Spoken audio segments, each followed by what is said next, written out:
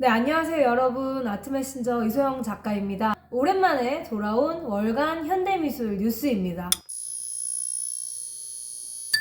이번 달은 제가 5월, 6월, 7월 이렇게 좀 연결을 해서 여러분들이 꼭 봤으면 좋을 전시를 함께 이야기를 해볼까 합니다. 틈틈이 제가 쇼츠나 릴스 또는 인스타그램에 업로드 해드렸지만 우리가 그래도 올 여름 이 전시만큼은 꼭 보자! 요거 한번 체크하고 넘어가야 될 것 같아서 영상으로 소개를 해보도록 하겠습니다. 그리고 아무래도 제가 미술 교육을 기반으로 활동을 하고 있기 때문에 각 전시회에서 진행되고 있는 교육 프로그램도 소개를 해드릴 테니 함께 보시고 필요하신 분들은 정보를 얻어가시면 좋겠습니다. 일단 여러분이 가장 먼저 보셔야 되는 전시는 마곡에 있는 스페이스K의 에디 마티네즈 전입니다. 제가 이 전시는 이장욱 수석 큐레이터의 설명을 한번 30분 정도 올려서 보신 분들이 많이 있을 거예요. 근데 이 전시가 6월 16일까지밖에 진행을 안 하기 때문에 아직 안 간 분들이라면 꼭 가셔서 보면 좋을 것 같습니다. 동시대 미술 시장에서 인기 많은 작가의 작품을 미술관에서 전시하는 경우가 많이 없거든요. 그만큼 작품을 모으기도 힘들고 작품의 가격 역시 좀 상당히 높은 편인데 지금 한국에 에디 마티네즈전을 하고 있기 때문에 때마침 작가를 좀 더 깊이 이해하고 싶으신 분들이라면 보시면 좋을 것 같습니다. 에디 마티네즈는 드로잉을 기반으로 해서 대형 캔버스 작업을 많이 하는데요. 이번 전시에 대형 캔버스뿐만이 아니라 2층에는 드로잉 작품도 와 있어요. 그래서 이런 부분들 때문에 작가의 작품을 그냥 옥션 가격으로만 또는 아트페어에서 한두 점 이렇게 보신 분들도 많을 것 같아서 이 작가를 좀 더 깊이 있게 이해하기에는 요 전시가 낫겠다 싶어서 추천을 드립니다.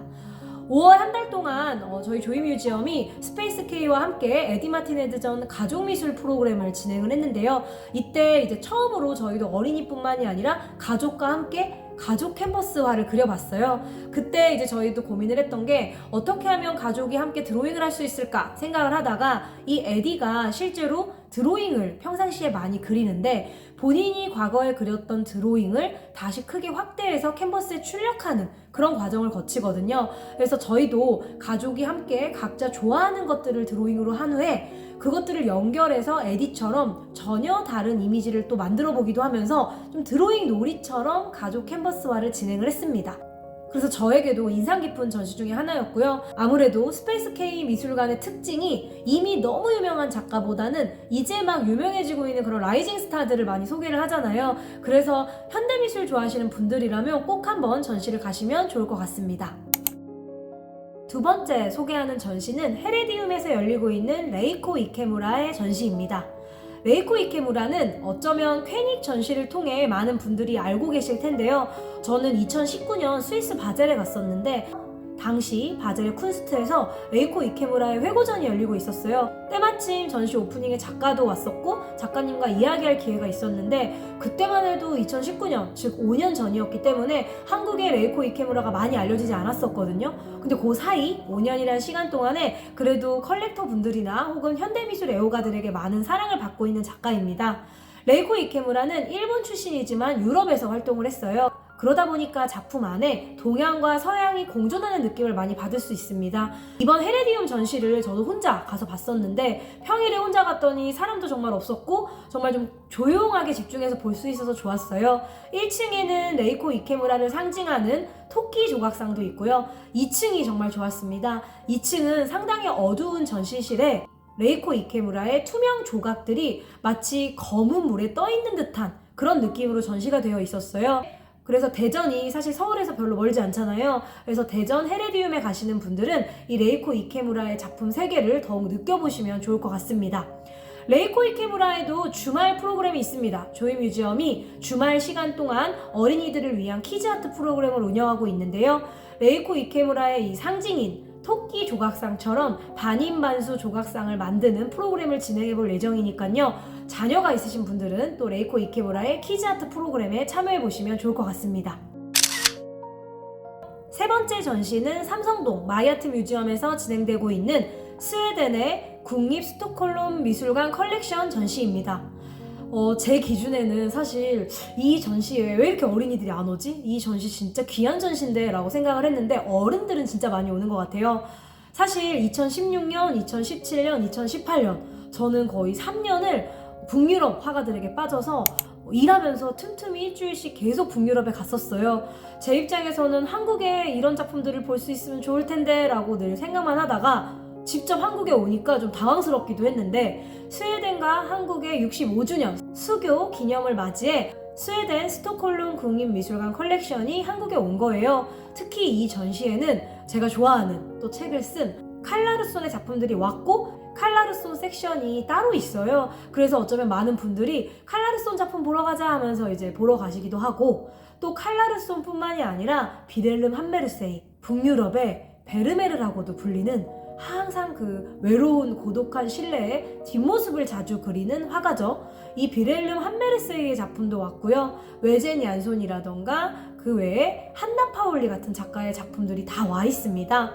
그래서 스칸디나비아 미술사가 사실 미술사를 공부를 좋아하는 분들한테도 좀 낯선데요. 우리에게는 아무래도 프랑스나 영국 작가들이 많이 알려져 있잖아요. 이번 기회를 통해 북유럽 화가들의 진수를 보고 싶다, 그런 분들은 여름까지 진행되는 이 전시 꼭 가셔야 합니다. 마찬가지로 마이아트 뮤지엄에도 키즈아트 워크샵 교육실이 있습니다. 거기에 조이 뮤지엄이 프로그램을 진행하고 있습니다. 자녀가 있는 분들은 이 전시도 어린이 프로그램이 있으니 미리 신청하고, 엄마와 아빠는 어른은 어른대로, 자녀는 자녀대로 전시를 좀 즐기시면 좋을 것 같습니다. 네 번째, 또 신기하게 북유럽 화가입니다. 노르웨이를 대표하는 국민 화가 뭉크가 예술의 전당에 왔습니다. 사실 뭉크가 한국에 처음 온 건 아닙니다. 저도 지난 15년간 뮤지엄 교육을 꾸준히 했기 때문에 그 두 번의 뮤지엄 교육에 어린이 교육을 했었거든요. 팬데믹 이후에 또 이렇게 거장의 전시가 온다고 하면 정말 많은 분들의 관심을 가지잖아요. 또 재밌는 건 제가 2017년도에 노르웨이 갔을 때는 오슬로 뮤지엄이라던가 뭉크 뮤지엄이 공사 전이었어요. 지금은 그 두 뮤지엄이 새롭게 공사를 했거든요. 그래서 저도 2017년도에 북유럽 여행을 다닐 때 그런 기억들도 떠오르고, 또 한국의 여름에 이제 뭉크가 오니까 약간 미술 바캉스처럼 예술의 전당 전시에 선생님들이 가보시면 어떨까 하는 생각입니다. 자, 여러분들이 여름에 가시면 좋을 전시, 아그네스 마틴전입니다. 2024년 상반기 이슈 중에 하나가 강원도에 생긴 소를미술관이었죠. 소를미술관은 루치아 폰타나 전시에 26,000여 명이 왔다 갈 정도로 나름 인기가 정말 많았는데요. 저희도 루치오 폰타나전의 키즈아트 프로그램을 진행을 하면서 소를미술관에 꽤 자주 갔었어요. 일단 소를미술관이 좀 좋았던 건 물론 리차드 마이어 파트너스의 건축도 멋있지만 미니멀리즘, 또 개념미술 작가들의 작품과 상당히 어울리는 공간이라는 겁니다. 제가 이번에 아그네스 마틴전 오픈할 때 갔다 왔더니 처음보다 훨씬 미술관이 정비가 돼 있어서 건물의 밀도가 좀 높아졌다고 해야 하나? 오솔길도 생기고 푸릇푸릇 이파리가 나면서 미술관이 전체적으로 더욱 아름다워졌습니다. 아그네스 마틴이라고 하면 격자무늬 그림으로 상당히 유명한 캐나다 출신의 미국에서 활동했던 여성 추상 작가죠. 실제 컬렉터들 중에서는 이 아그네스 마틴의 섬세한 미술 작품을 좋아하시는 분들이 정말 많은데요. 실제 지금 소를미술관에 아그네스 마틴의 작품이 80점 넘게 와 있습니다. 여러분들이 이 전시를 통해 아그네스 마틴에 대해 보다 깊이 있게 이해하실 수 있을 것 같고요. 2층 미디어실에 아그네스 마틴에 관련된 영상이 하나 나오는데요. 이 영상의 길이가 상당히 길어요. 한 1시간 정도 될 것 같은데 차분히 앉아서 이 영상을 보면 아그네스 마틴이 어떠한 예술 세계를 추구했고 그녀에게 명상이 왜 중요하고 마음과 생각을 비우는 그런 과정들이 그녀의 작품에 어떠한 영향을 미쳤는지, 이런 부분들을 자세히 알 수 있어서 좋았습니다. 아그네스 마틴전도 조이 뮤지엄의 키즈아트 프로그램이 있습니다. 10번 정도 진행이 될 것 같고요. 루치오 폰타나처럼 미술관과 함께 협업해서 진행을 하는 프로그램이니까요. 나중에 안내문이 올라오면 꼭 신청을 하시면 좋을 것 같습니다. 지난번 루치오 폰타나 때는 곽인식 작가와 함께 전시를 했죠. 이번 아그네스 마틴은요, 정상화 작가와 함께 전시를 합니다. 그래서 여러분들은 소를미술관에 가시면 아그네스 마틴의 작품 3개와 정상화 작가의 작품 3개를 동시에 이해하실 수 있습니다. 미술사 속의 거장을 만날 수 있는 전시입니다. 타데우스 로팍에서 앤디 오홀 전시가 오픈했는데요. 타데우스 로팍은 런던에도 있고 파리에도 있고 짤츠부르크에도 있지만 미술사 속 작가들을 꾸준히 소개한다는 점에서 갤러리 그 이상의 역할을 해내고 있는 것 같습니다. 과거에 로버트 라우센버그 전시를 했다거나 최근에 길버트 앤 조지의 전시를 했었죠. 이번에는 앤디 워홀의 전시를 한국에서 진행을 하는데요. 앤디 워홀 하면 뮤지엄에서만 많이 전시를 볼 수 있을 거라고 생각을 하는데 타데우스 로팍에서 여름 기간 동안에 워홀의 작품들을 만나볼 수 있습니다. 여름방학 때 어린이들이 좋아할 전시를 하나 소개를 합니다. 강동 아트센터에서 진행되는 짐 아비뇽이라는 전시인데요. 도대체 누구지? 난 처음 보는데 이런 분들이 있을 수 있어요. 짐 아비뇽은 독일의 1세대 스트리트 아티스트로서 베를린 장벽에도 그림을 그렸던 화가입니다. 이런 짐 아비뇽의 작품 세계를 느낄 수 있는 전시가 강동 아트센터에서도 열립니다. 여름방학 동안 어린이들과 함께 꼭 볼 수 있는 전시니까요. 제가 어린이들이 좋아할 전시다라고 얘기한 건 짐 아비뇽의 작품 속에 정말 어린이들이 좋아할 만한 수많은 캐릭터와 재치 있는 그런 표현들이 있기 때문인데요. 여름방학 자녀가 있는 분들이라면 짐 아비뇽 전시도 눈여겨보시고 키즈아트 프로그램을 신청하시면 좋을 것 같습니다. 자, 마지막은 여러분들이 언제든지 시청에 가시면 볼 수 있는 곳 서울시립미술관 이야기를 해드릴까 합니다. 2024년 한 해 동안 저희 회사는 서울시립미술관과 함께 미술교육 프로그램을 다양하게 운영할 예정인데요. 5월에는 청경자전을 바탕으로 가족 대상 미술 프로그램을 진행을 했어요. 청경자 작가는 화가이기도 하지만 에세이스트이기도 합니다.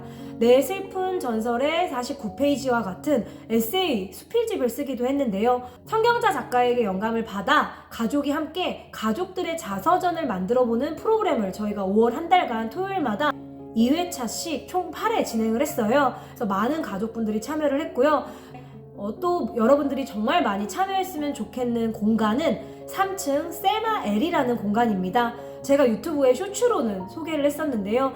이 세마엘이라는 공간이 관람객들이 왔을 때 좀 재미있게 감상평을 가지고 좀 놀 수 있게 그런 식으로 저희가 좀 고민을 해봤는데 모으다 있다 마음구슬이라는 프로젝트가 있어요. 이 공간에 가시면 구슬뽑기 기계가 있습니다. 도대체 미술관에 왜 구슬뽑기 기계가 있느냐? 이거 저희 회사 연구원들이 정말 많이 연구한 건데 사실 미술관에 가면 감상평 쪽지를 이렇게 붙이고 돌아오는 일은 좀 많이 해보셨죠? 저희도 이곳에서 나아가서 어떻게 하면 우리가 좀 감상도 재미있게 하고 타인의 감상편도 좀 재미있게 볼 수 있을까? 이런 고민을 하다가 구슬뽑기 기계를 생각을 했습니다. 여러분들이 서울시립미술관에 가셔서 전시를 보시고 그날 날씨가 어땠는지, 오늘 누구랑 왔는지, 나는 이 미술관을 어떻게 생각하는지, 오늘 어떤 작품이 재밌었는지 글을 쓰신 쪽지를 구슬에 넣습니다. 그리고 이 구슬을 바람으로 인해 버튼을 눌러서 기계 안으로 넣습니다. 나의 감상평이 구슬 기계 안으로 들어가요. 근데 반대로 우리는 타인의 감상평을 코인을 활용해서 읽을 수 있습니다. 코인을 들고 뽑습니다. 언젠가 누군가가 서울시립미술관에 와서 쓴 감상평을 랜덤으로 뽑아서 읽어볼 수 있는 거죠. 그래서 이 세마엘이라는 공간에 모으다 있다 마음구슬은 좀 많은 분들이 보다 좀 능동적으로 감상평을 쓰고 또 서로 읽어보고 타인의 의견을 소통할 수 있길 바라는 마음에서 저희가 만든 게임 기계인데요.